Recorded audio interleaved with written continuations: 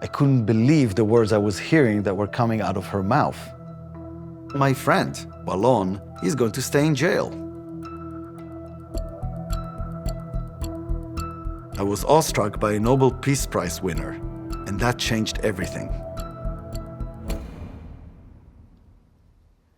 But I met Governor Bill Richardson in about 2006, and since then we've been working together in releasing dozens of political prisoners and hostages. We go in typically when government-to-government negotiations fail. In 2018, 2 Reuters reporters were arrested in Myanmar for reporting on a grave massacre that took place against the Rohingya. Daw Aung San Suu Kyi, the leader of Myanmar, did ask Governor Richardson to come in and join an international commission to help her deal with the crisis in Rakhine State and the Rohingya minority. For us, that was a great opportunity to raise the issue of the 2 journalists. Governor Richardson actually knew Daw Suu Kyi for about 20-something years. He helped her while she was in house arrest in Myanmar. I was kind of awestruck by her. She, a Nobel Prize winner. Obviously, everybody knows her commitment to peace and reconciliation in her country and leadership in front of an oppressive military regime. In one of our first visits to Myanmar, I remember asking her, is she going to do something about the violence against the Rohingyas? She said, well, this is not the right time to do it. Now we need to focus on winning the elections. I understood it. Once we win the election, I will fix this problem.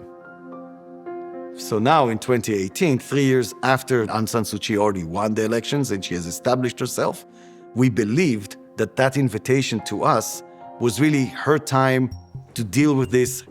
My assumptions was that she really wants to do the right thing, release the 2 journalists. Boy, I was wrong. I was wrong. And as we get into that meeting, Aung San Suu Kyi is sitting with a lot of her cabinet ministers and aides around, and Governor Richardson and the members of the International Commission on our side. And the governor uses his opening remarks to talk about their history and reminds her that she was herself a political prisoner. And at the same time that we are there to help her with the Rohingyas, it is also the right thing for her to do to release those 2 Reuters journalists. As soon as the governor raised that issue, the tone of the meeting completely changed. She referred to the journalists as traitors, and at that point, I felt like the glass shattered. The image of Aung San Suu Kyi that I had in my mind, who has won the Nobel Peace Prize and all these accolades internationally, who always does the right thing and fights for minorities, just shattered in front of me. I couldn't believe the words that I was hearing her saying. And in a moment, I realized that the whole strategy that I built was going to absolutely fail. It's going to cause my friend, Wallon, to stay in jail because of a bias that I had that I just didn't see. 3.5 years later, we found ourselves coming back. Now this is, at that time, there was a different country. The military has taken over, and they held an American journalist. American journalist Danny Fenster still hasn't had access to US consular officials, despite being detained now for over a week in Myanmar's most notorious prison. And we were there to try to negotiate his release. There was no doubt in my mind, I'm not going to repeat the mistake that I've done before. I took time to study the head of the military government in Myanmar. I studied him.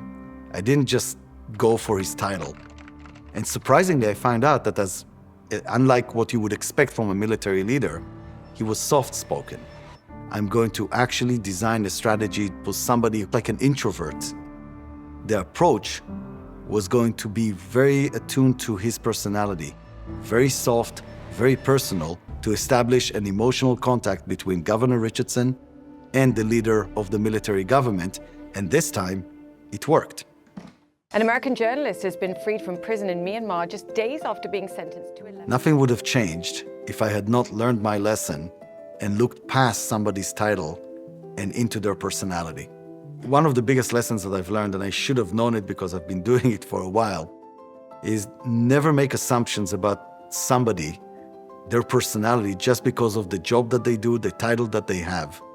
These titles are great in giving us a good concept of who the person might be, but they also hide blind spots for us.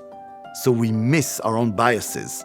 Just because somebody is a general, somebody is a doctor, or somebody is a government official, we think that we understand that our brain goes into shortcuts and puts them in certain boxes.